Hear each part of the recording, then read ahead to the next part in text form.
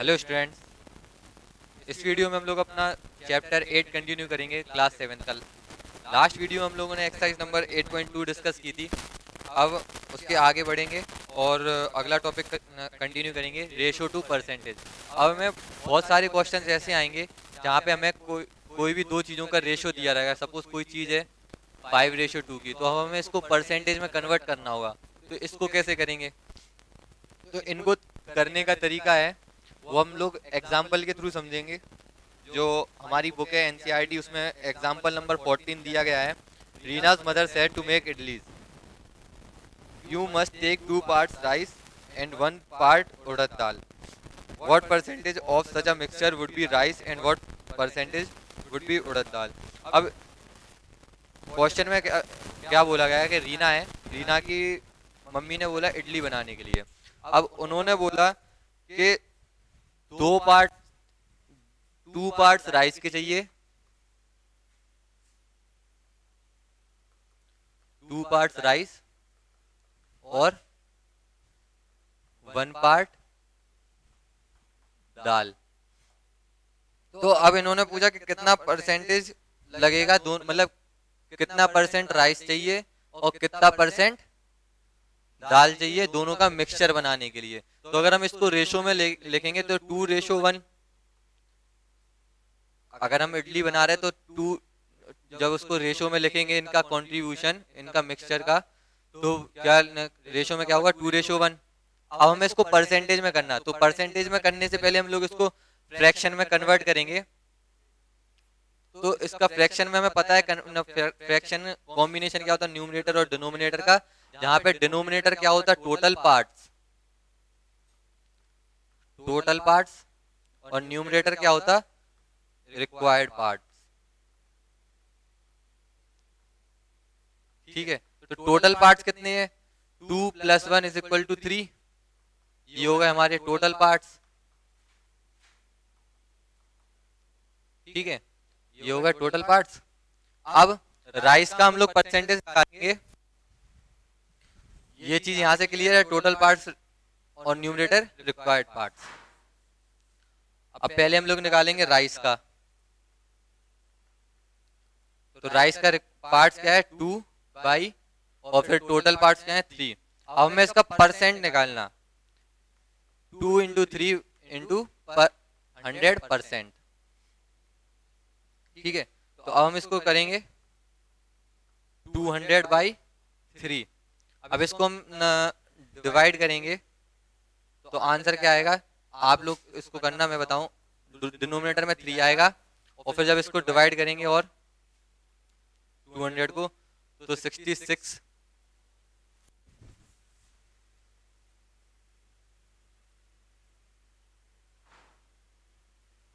6 18 26 18 2। तो यहाँ पे क्या बचेगा? 2।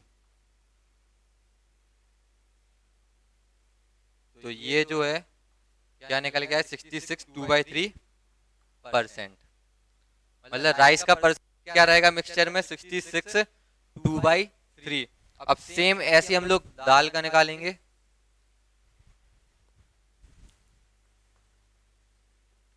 दाल का क्या है? रिक्वायर्ड पार्ट्स कितने हैं? 1। 3 × 100%।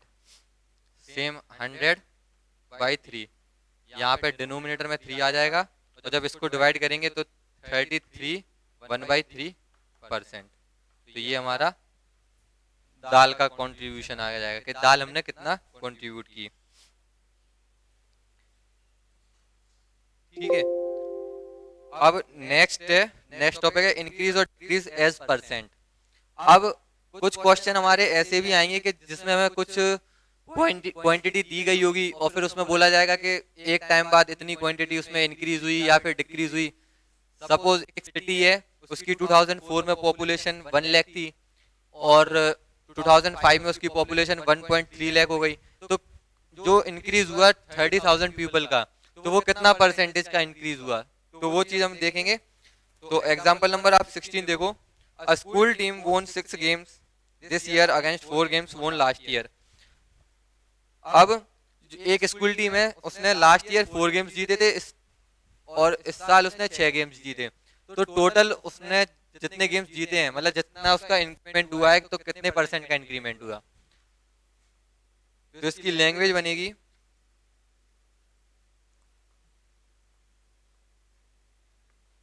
Increase in the number of wins. कितने नंबर कितना बढ़ गया, 6 इस साल जीते, पिछले साल कितना जीते थे, 4, तो डिफरेंस कितने का आ गया, 2, मतलब 2 मैचेस का इंक्रीमेंट हुआ है। अब परसेंटेज इंक्रीज कैसे निकालेंगे, percentage increase amount of change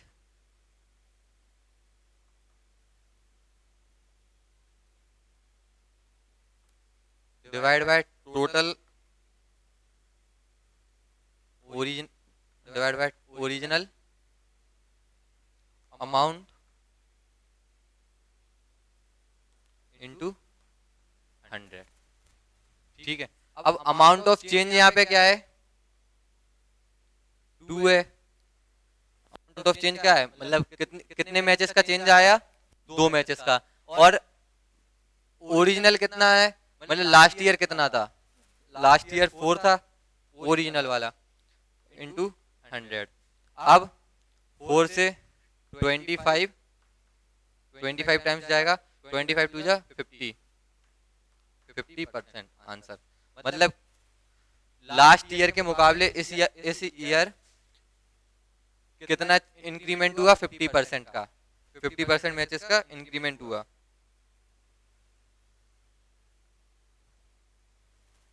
ठीक है, तो यहाँ से ये टॉपिक भी कंप्लीट हुआ। अब है next, prices related to an item और बाइंग एंड सेलिंग। अब हम सबको पता है कि कोई भी चीज अगर हम लेते हैं तो उसकी एक सर्टेन अमाउंट होता, एक प्राइस होती जिस प्राइस पर हम उसको खरीदते हैं, या फिर जिस पर हम उसको खरीदते हैं या फिर बेचते हैं। ठीक है, या तो खरीदेंगे या तो बेचेंगे। अब बाय प्राइस को क्या बोलते, कॉस्ट प्राइस, और सेल को क्या बोलते, सेलिंग प्राइस।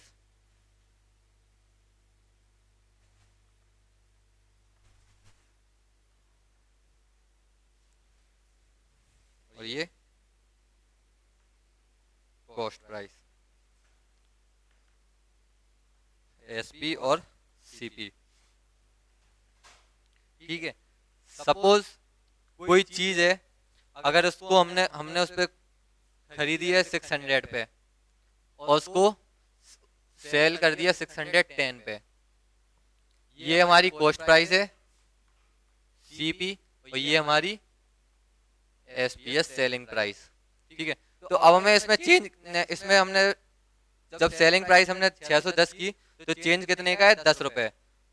लेकिन हमने 10 रुपए बेच के ज्यादा, 10 रुपए ज्यादा में बेची, तो हमें 10 रुपए का क्या हुआ, प्रॉफिट। अगर सेम चीज हम 600 में खरीद के और 590 पे सेल करते, तो हमें क्या होता, 10 रुपए का लॉस होता।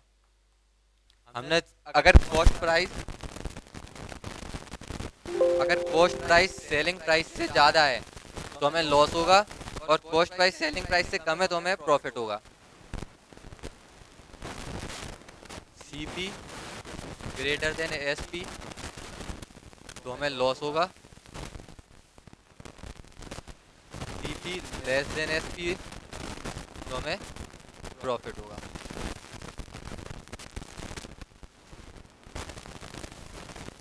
ठीक है, ये कॉन्सेप्ट है, ये आप लोग याद रखना। अब हम लोग निकालेंगे प्रॉफिट और लॉस परसेंटेज। अब ये तो यहाँ पे cost price, selling price, profit और लॉस क्लियर हुआ। अब यहाँ से हम परसेंटेज निकालना सीखेंगे प्रॉफिट और लॉस का। तो प्रॉफिट परसेंट, इनके फॉर्मूले हैं। प्रॉफिट परसेंट का फॉर्मूला है प्रॉफिट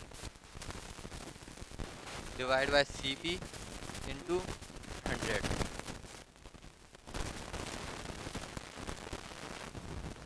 ठीक है, और लॉस परसेंट का फॉर्मूला है loss divide by CP into 100। ये फॉर्मूले आप लोगों को याद होने चाहिए, इन्हीं से सारे क्वेश्चन सॉल्व हो जाएंगे। एक एग्जांपल हम लोग देखेंगे, example 18। The of a flower vase is 120 rupees. If the shopkeeper sells it at a loss of 10%, find the price at which it is sold. अब एक फ्लावर वास है जिसकी कॉस्ट प्राइस है 120 रुपीज।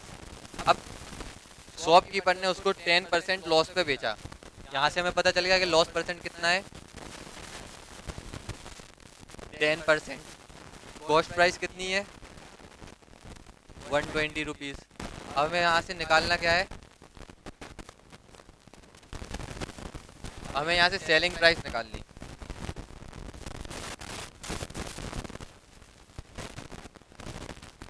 सेलिंग प्राइस हमें निकालनी है, तो loss percentage का सबसे पहले हम लोग लॉस परसेंटेज का फॉर्मूला कितना होता, loss divide by CP into 100। अब हमें लॉस परसेंटेज दिया है 10%, लॉस निकालना है हमें। कॉस्ट प्राइस क्या है 120 इंटू 100। अब 120 को हम लोग यहाँ पे लिखेंगे, loss is equal to 120 into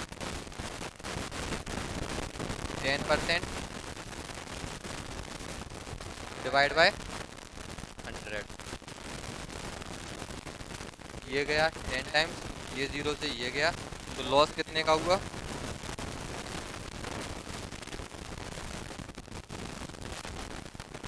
12 रुपए का उसको लॉस हुआ। अब यहाँ पे हमें निकालना क्या है, सेलिंग प्राइस। लॉस हुआ तो कॉस्ट प्राइस, हमने क्या देखा था, अगर लॉस होगा तो कॉस्ट प्राइस सेलिंग प्राइस से ज़्यादा होगी, सेलिंग प्राइस से ज़्यादा होगी। लॉस का फॉर्मूला होता CP minus SP, CP minus SP. Cost price कितनी है 120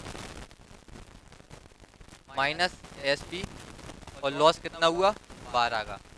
अब हम लोग क्या करेंगे, इन दोनों की पोजीशन बदल लेंगे, एसपी इधर ले आएंगे, तो एसपी जब यहाँ लाएंगे तो पॉजिटिव हो जाएगा ये, और 120 एज इट इज, और जब 12 इधर पे लेके जाएंगे तो ये माइनस का हो जाएगा। तो एसपी कितना हो जाएगा 120 माइनस 12, 108। तो सेलिंग प्राइस कितनी निकल के आई 108। ठीक है, ये तो हो गया लॉस का फॉर्मूला। और प्रॉफिट निकालने का फॉर्मूला होता, प्रॉफिट में सेलिंग प्राइस ज़्यादा रहती, तो selling price minus cost price, ये प्रॉफिट का फॉर्मूला। ठीक है,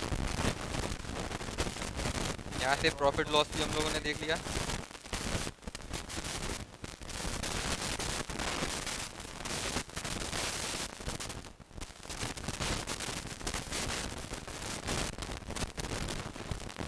अब इसमें है अगला टॉपिक है simple interest, charge given on borrowed money और सिंपल इंटरेस्ट। अब हम लोगों ने देखा है कि हम जब भी कभी किसी को पैसों की ज़रूरत होती तो वो लोग इंटरेस्ट पे पैसे ले लेते। ठीक है, तो इंटरेस्ट लगता किस बेसिस पे है, कैसे निकाला जाता उसका उसको कि कितना इंटरेस्ट उस पर उसको पे करना होगा। तो इनमें टर्म होते एक,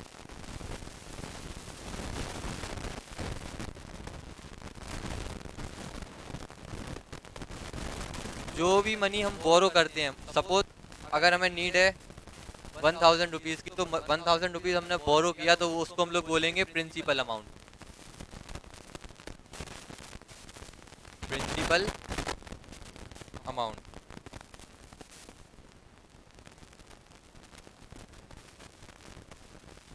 प्रिंसिपल अमाउंट,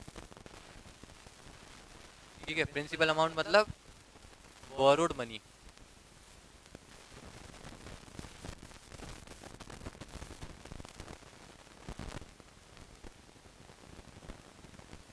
प्रिंसिपल अमाउंट मतलब बोरोड मनी। अगला टर्म होता है इसमें इंटरेस्ट।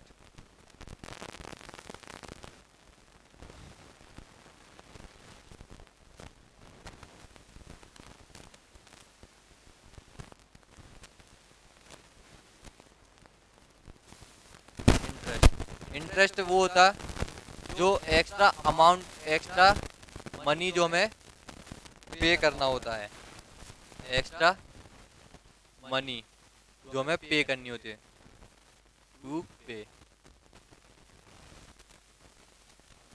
या फिर सिंपल हम लोग इसको एक्स्ट्रा मनी ही बोल देंगे।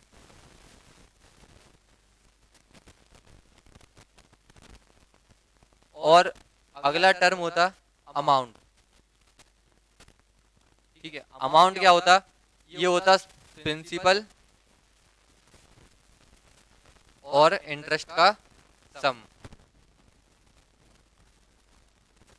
अमाउंट मतलब प्रिंसिपल और इंटरेस्ट का सम।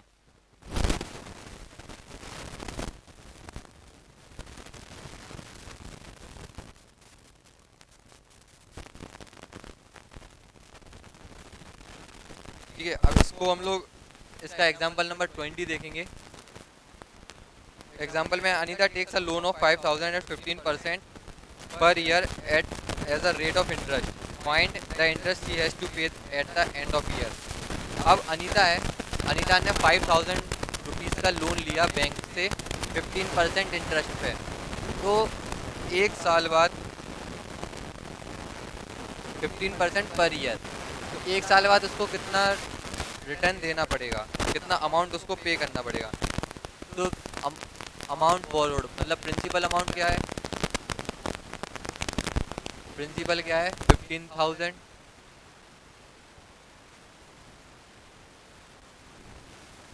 रेट ऑफ इंटरेस्ट क्या है,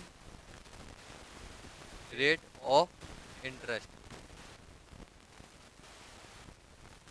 15% of P, 15% of principal amount. तो 15% ऑफ प्रिंसिपल अमाउंट, 15% ऑफ 15,000,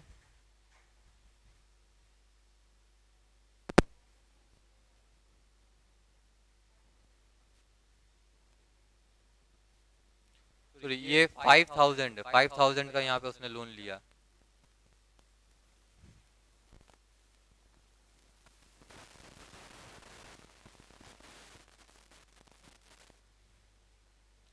ठीक है, तो 15% ऑफ मतलब मल्टीप्लीकेशन 5,000, ये गया 15 5 जा 75, तो 750 रुपीज उसको पे करने होंगे। एक साल बाद उसको मतलब 15%, 5,000 पे 750 रुपीज उसको एक्स्ट्रा पे करने होंगे। तो टोटल अमाउंट क्या निकल के आएगा, total amount P plus rate interest, E plus I. Interest इतना निकल के आया ना, तो पी कितना है 5,000 प्लस 750, तो टोटल कितना है 5750।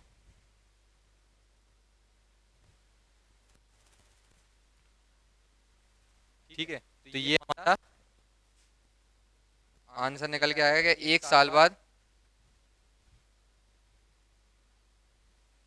बाद अनीता को कितने रुपए देने पड़ेंगे 5750। ठीक है, अब है इंटरेस्ट ऑफ मल्टीपल ईयर्स, ये तो हो गई एक साल की बात। अब सपोज अब जैसे हमने यहाँ पे देखा कि एक साल बाद उसको 5750 उसको पे करना होगा, 5750 उसको पे करना होगा। अब एक साल बाद इतना अमाउंट हो गया। ठीक है, अब जो उसके बाद अगला परसेंटेज उस पर इंटरेस्ट लगेगा वो इसका 15% लगेगा, 5750 का 15% लगेगा। तो इसको कैसे अपन लोग फाइंड करेंगे, तो इसका फॉर्मूला होता, सिंपल इंटरेस्ट का फॉर्मूला होता P into R into T divide by 100। P क्या है, प्रिंसिपल अमाउंट है, R क्या है, रेट ऑफ इंटरेस्ट है, और T क्या है, टाइम। P principal,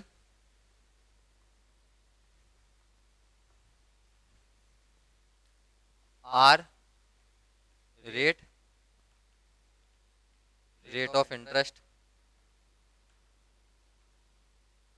ठीक है, और T क्या है, टाइम।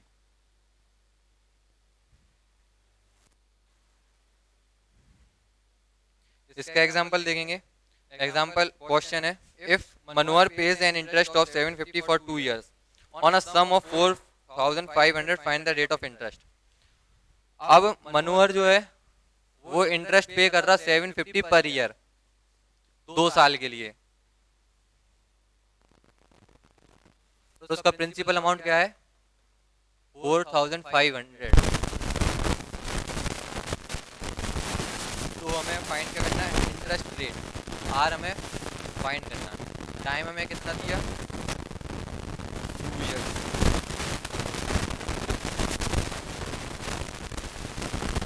2 years का, ठीक है। और इंटरेस्ट हमें कितना दिया, 750 रुपीज।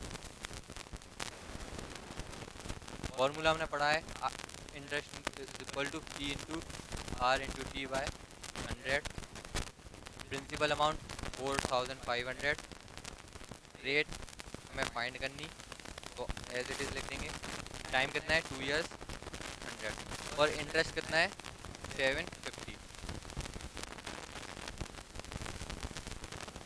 अब इसको सॉल्व करेंगे। R को एक साइड लिख लो, जितनी भी नॉन क्वांटिटी हैं उनको एक साइड, तो 750 मल्टीप्लाई 100 डिवाइड बाय 4500